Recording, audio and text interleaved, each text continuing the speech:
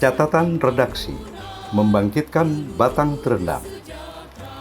Inilah tamsil yang agaknya tepat dalam rangka menyigi beberapa wilayah yang pada tempo dulu sempat disinggahi para tokoh syarikat Islam di berbagai daerah di tanah air yang menyejarah bagi kaum syarikat Islam.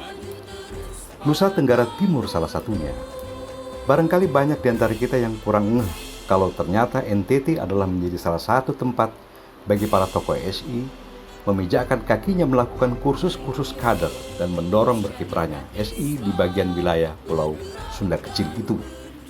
Dulu, tokoh-tokoh muda SI dikirim ke berbagai daerah, sebut misalnya Safi'i Wirakusuma, Harsono Cokroaminoto, Muklas Driowasito, Daeng Matorang, dan lain-lain yang mereka ditugaskan oleh pimpinan pusat syarikat Islam, diantaranya mendirikan sekolah atau membina sekolah-sekolah yang dikenal sebagai sekolah SI. Dalam kaitan NTT, kita masih menyaksikan misalnya di Pulau Alor, tepatnya di Kalabahi dan juga di Pulau Baranusa, terdapat sekolah dasar dan SMP Cokroaminoto. Bahwa senyatanya sekolah-sekolah dengan nama Cokroaminoto dimanapun berada adalah identik dengan sekolah milik syarikat Islam dan atau sekolah yang dibangun oleh kalangan kaum syarikat Islam. Sejak dulu, syarikat Islam telah eksis di NTT, meski mungkin terkesan kurang terdengar dalam pemberitaan publik.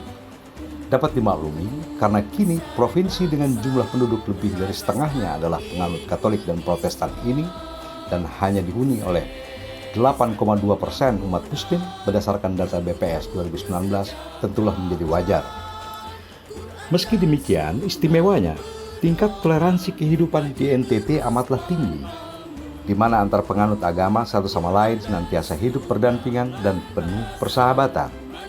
Sesuai juga dengan apa yang disebutkan Gubernur Frans Lemburaya yang memberi julukan provinsi itu sebagai Nusa Tetap Tentram, NTT.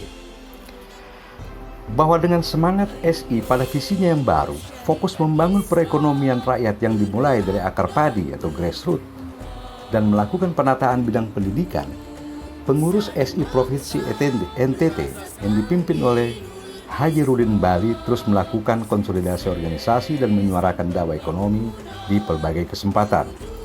Sebagai bentuk bangkitnya SI di NTT untuk berkiprah di masa kekinian, melanjutkan semangat juang yang telah diletakkan oleh Haji Umar Said Cokroaminoto. Konteks membangkitkan batang terendam tentu bukan saja di wilayah NTT, akan tetapi sesungguhnya menggerakkan syarikat Islam dalam skala nasional adalah tak ubahnya ibarat kita membangkitkan batang terendam dari elan kesejarahannya. Oleh sebab itu, simpul-simpul perkauman yang terserak-serak serana Nusantara ini satu sama lain saling dijalin dan dikebatkan kembali, bangkit berkiprah dengan mengedepankan kekuatan dan potensi yang dimiliki sesuai lokal wisdomnya masing-masing.